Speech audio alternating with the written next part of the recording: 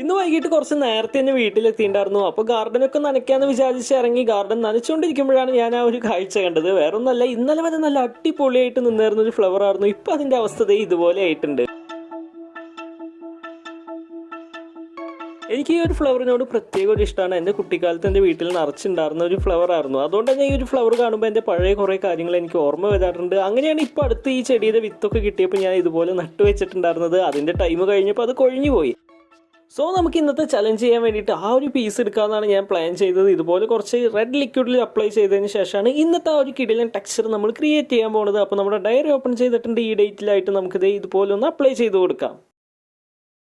ഇന്നത്തെ ഈ ഒരു ടെക്സ്ചർ എന്നൊരു പിക്ചർ കിട്ടാൻ കുറച്ച് നേരം ആലോചിക്കേണ്ടതായിട്ട് വന്നു. അവസാനം ഇതുപോലൊരു സംഭവമാണ് കിട്ടിയത്. കാരണം നിങ്ങൾക്കത് കണക്റ്റ് ആയിട്ടുണ്ടാവുമെന്ന് വിചാരിക്കുന്നു. പിന്നെ നമ്മൾ അത് വെച്ചിട്ട് വേറെയും കുറച്ച് ടെക്സ്ചറുകളൊക്കെ ബിൽഡ് ചെയ്യാൻ ശ്രമിച്ചു നോക്കി. ഇത് വെച്ചിട്ട് പല രീതിയിലും നമുക്ക് ടെക്സ്ചറുകൾ ക്രിയേറ്റ് ചെയ്യാൻ പറ്റുന്നുണ്ടായിരുന്നു.